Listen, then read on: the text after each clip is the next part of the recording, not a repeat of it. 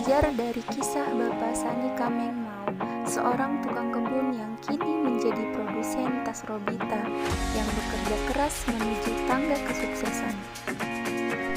Mari kita kupas kisah dari Bapak Sani Kamengmau agar bisa menginspirasi kita semua.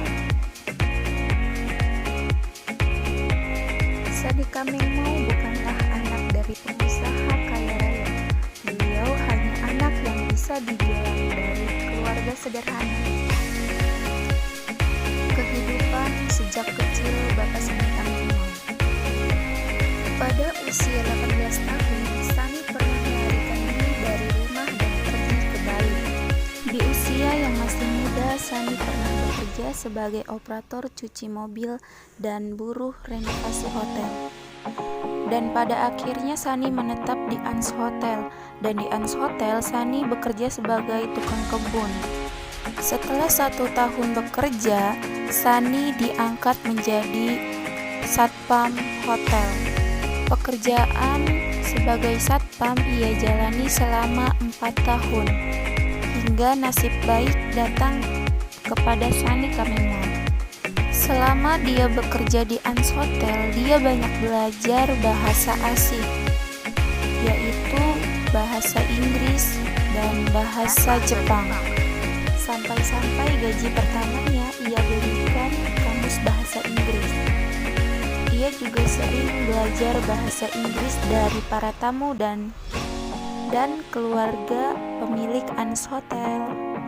Kemampuan berbahasa Jepang Sani akhirnya mempertemukan dia dengan tamu dari Jepang, yaitu Nobuyuki Kakizaki pada tahun 1995. Pertemanan mereka semakin hari semakin dekat, hingga akhirnya Nobuyuki mengajak Sani bekerja sama dengan pria kelahiran Alor NTT 1975. Kemudian diajari bagaimana memilih barang berkualitas, hingga bagaimana caranya mengirim ke Jepang. Itu semua dilakukan oleh Sani pada siang hari, karena malamnya Sani tetap harus bekerja sebagai security Ans Hotel. Latar belakang pendidikan Sani Kamengmau ternyata hanya lulusan sekolah menengah pertama.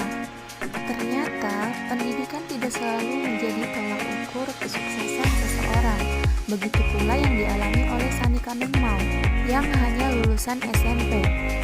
Pada tahun 2000, Sani dan Nobuyuki mulai memproduksi tas kulit. Kemudian mereka mencari pengrajin ke tempat pengepul di daerah dekat bandara di Kampung Jawa. Akhirnya Sani dan Nobuyuki bisa mendapati 1 orang pengrajin yang mampu membuat tas kulit. Sejak saat itu produksi tas mulai dilakukan meski masih coba-coba. Di bulan pertama, Sani mendapat respon baik dari Jepang. Hingga pada akhirnya pada tahun 2003, Sani dan kawannya membentuk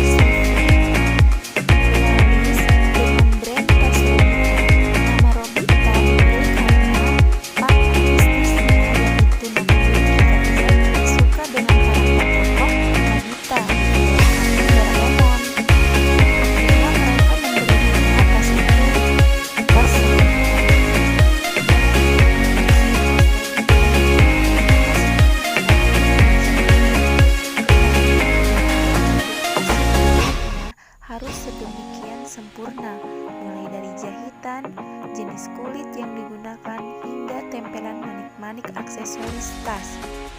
Hal ini dilakukan Sani agar masyarakat Jepang puas dengan kualitas yang ditawarkan oleh tas Robita. Harga tas Robita di Jepang dibanderol dengan harga 4-5 juta untuk ukuran besar dan 2-3 juta untuk ukuran kecil. Rata-rata penjualan tas Robita di Jepang bisa mencapai 25-30 miliar setiap tahunnya.